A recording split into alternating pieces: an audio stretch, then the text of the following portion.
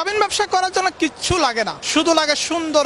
আর আমরা পুরুষরা স্বভাবত সুন্দরীদের পূজা করি। তাদেরকে যখন আমরা বিয়ে করি তখন কিন্তু আমরা এটাও জানতে চাই না যে কামিনের পরিমাণ এত বেশি কেন। আমরা চাই যে সুন্দর কোন নারী আমার ওয়াইফ হোক, সে যত কাবিন বলুক আপনি কাবিন দিতে প্রস্তুত। কারণ আপনি সুন্দর মেয়েকে ভালোবাসেন, তাকে নিয়ে ঘুরতে পছন্দ করেন, 10 জনের কাছে বলতে ভালোবাসেন। আপনি জানেন যে আপনি নিজ থেকে ওই মেয়েটাকে কখনো ছেড়ে যাবেন না, এটা আপনি জানেন। কিন্তু আপনি যাকে বিয়ে করতেছেন সে কি জানে? সে জানে এই তো পাগলা তোমায় পাইছি, মানে হচ্ছে বেশি পরিমাণ কামিন লিখে সে আপনাকে 2 দিন পরে ছেড়ে দিবে। এটা সে সিদ্ধান্ত নিয়েই কিন্তু আপনার দিকে হাত বাড়ায়, আপনাকে বিয়ে করার প্রস্তাব দেয়, আপনিও সেখানে রাজি হয়ে যান। আমার কাছে এরকমও ঘটনা হয়েছে যে আজকে বিয়ে হয়েছে 20 লাখ টাকা কাবিনে, পরের দিন ঠিক 1 রাত পরেই সেখানে বলা হয়েছে সে তার সাথে ঘর করবে না।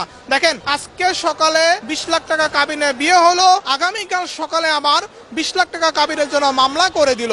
এরা কারা জানেন? এরা হচ্ছে আমাদের মতো যারা আমরা পুরুষ আছি, যারা আমরা নারী লোভী পুরুষ আছি, বিশেষ করে সুন্দর নারী লোভী পুরুষ আছি, এরা আসলে প্রতারিত হচ্ছি। এখানে দেখেন, ওই নারীর কৌশলটা আপনি কখনো ধরতে পারবেন না, কারণ সে হচ্ছে কাবিন ব্যবসায়ী। যারা হচ্ছে কুচক্রী এবং কাবিন ব্যবসায়ী, তাদের রূপ কি আসলে বোঝা যায়? এটা আসলে সম্ভব না। সকালে বিয়ে হয় 20 লাখ টাকা কাবিনে, পরের দিন সকালে 20 লাখ টাকা কাবিনের টাকা উঠানোর জন্য সে মামলা করে দেয় বা ছেলেটাকে হুমকি দামকি দেওয়া হয়। এখানে কোন ছেলেগুলো টার্গেটে পারে বলেন তো? যেই ছেলেগুলোর অলস টাকা রয়েছে, যেই ছেলেগুলা নষ্টামি পছন্দ করে, যেই ছেলেটা সুন্দর প্রেমে পড়তে চায় এবং বড়লোক, মূলত বড়লোক ছেলেগুলো কি হচ্ছে তারা টার্গেট করে এভাবে দিনের পর দিন কাবিন ব্যবসা করে থাকে।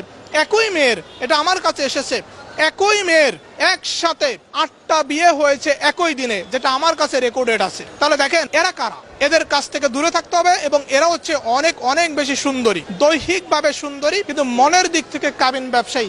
কাবিনটি হচ্ছে তাদের লক্ষ্য।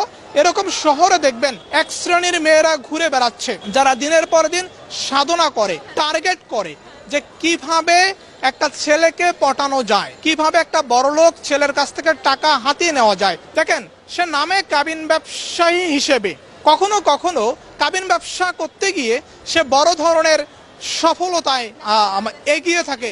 এই সফলতা কি রকম? মনে করেন বড়লোক কোন একটা ছেলেকে সে বিয়ের অফার দিল, সে বিয়ের প্রস্তাবে রাজি হলো, এরপরে তার সাথে বিভিন্ন ভিডিও বা ছবি ধারণ করলো এবং তাকে বলা হলো তুমি যদি কাবিনের টাকা না দাও বা অতিরিক্ত টাকা না দাও, মানে একবারে চাঁদাবাজি। বউ চাঁদাবাজি করে না, এই চাঁদাবাজি স্টাইলে সে তার স্বামীর কাছ থেকে কোটি কোটি টাকা হাতিয়ে নেয়।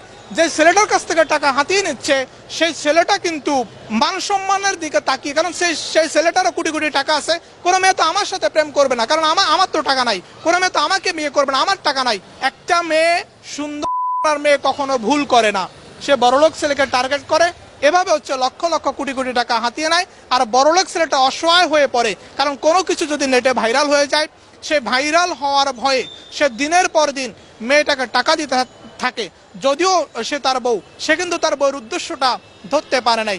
সে যেহেতু সরল মনে তাকে ভালোবেসেছিল, ভালোবেসে বিয়ে করেছে, মানুষকে দেখাবে আমার বউ দেখো সুন্দরী সুন্দরী, সে মন থেকে রিসিভ করেছিল। কিন্তু তার সুন্দরী বউ তো রিসিভ করে নাই। আসলে সে সুন্দরী বউ ছিল না, সে ছিল সুন্দর নামের কলঙ্ক।